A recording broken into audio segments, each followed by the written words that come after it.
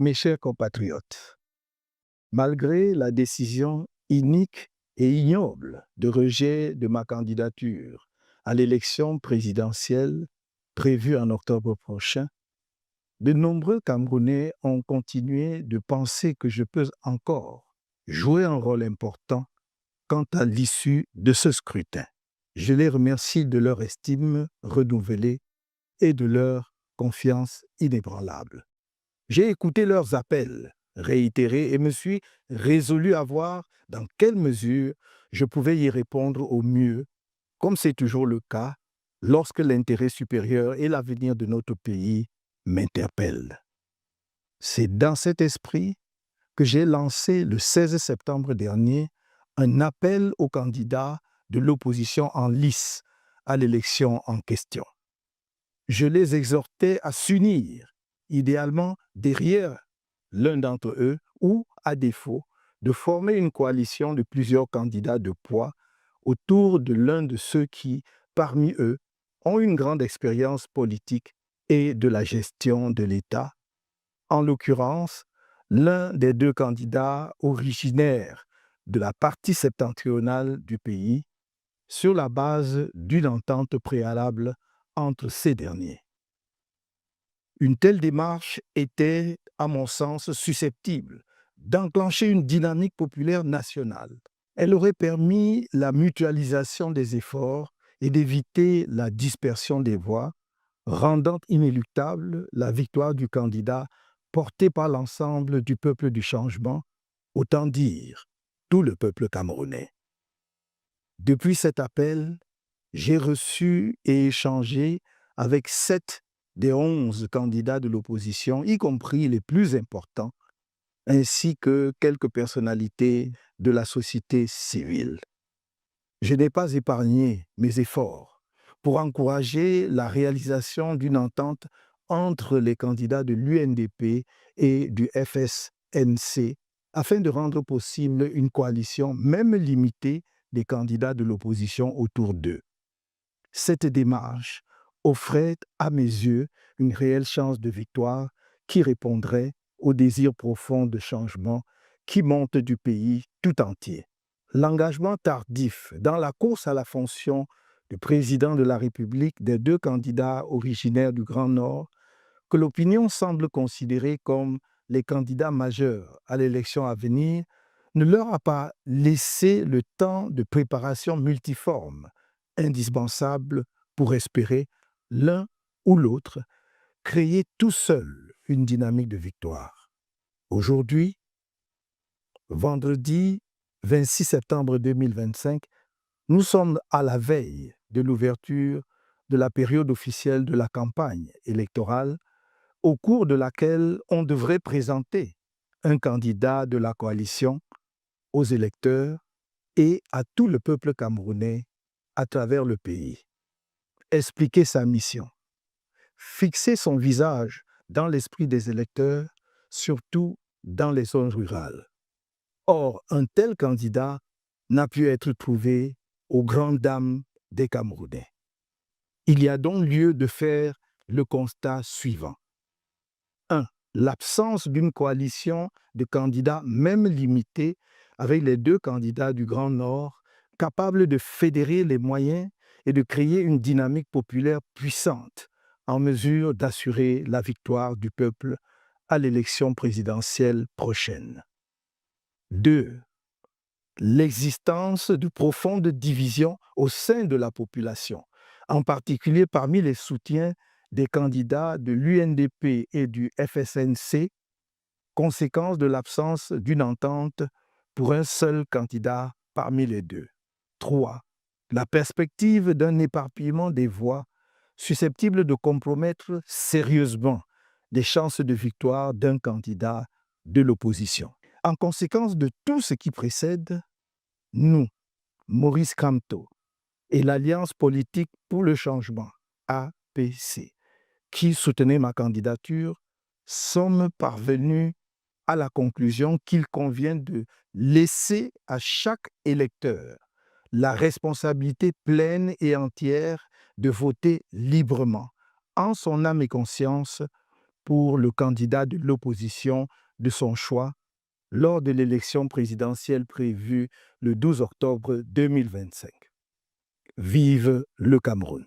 My dear compatriots, despite the unjust and despicable decision to reject my candidacy in the presidential election scheduled for next October, many Cameroonians continue to believe that I can still play a key role in the outcome of this election. I thank them for their renewed esteem and unwavering confidence. I have listened to their repeated calls and have resolved to see how best I can respond, as I always do when the higher interests and future of our country are at stake. It is in this spirit that on 16 September, I launched an appeal to opposition candidates running in the election in question.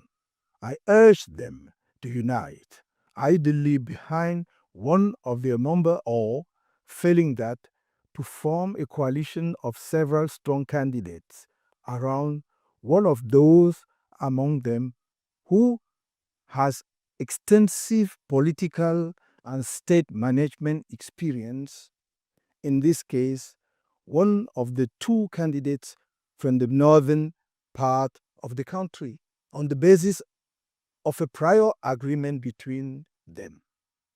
In my view, such an approach was likely to trigger a national popular movement.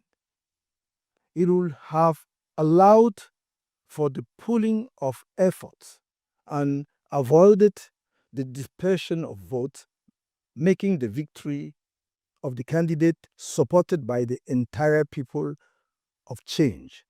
In other words, the entire Cameroonian people inevitable.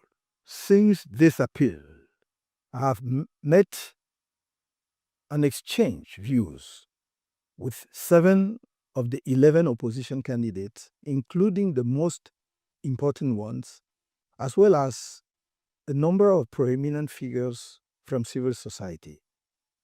I have spared no effort to encourage an agreement between the UNDP and FSNC candidates in order to make possible a coalition, even of a limited one, of opposition candidates around them. In my view, this approach offered a real chance of victory that would respond to the deep desire for change that is rising throughout the country. The late entry into the race for the presidency of the two candidates from the northern part of the country, whom public opinion seems to consider the major candidates in the upcoming election, did not give them the time to make the multifaceted preparations necessary for either of them to hope to create a winning dynamic on their own. Today, Friday, 26 September 2025, in the eve of the opening of the official electoral campaigns period, during which a coalition candidate should be presented to voters and to all the Cameroonian people across the country. His vision should be explained, and his image should be fixed in the minds of voters, especially in rural areas. However, to the great disappointment of Cameroonians, no such candidate has been found. The following observations can therefore be made. 1. The absence of even a limited coalition of candidates, with the two candidates from the northern part of the country capable of pooling resources and creating a powerful popular dynamic likely to ensuring victory for the people in the upcoming presidential election. 2. the existence of deep divisions within the population, particularly among supporters of the UNDP and FSNC candidates, because of the failure to agree on a single candidate between the two. 3. The prospect of a scattering of votes that could seriously compromise the chances of victory for an opposition candidate.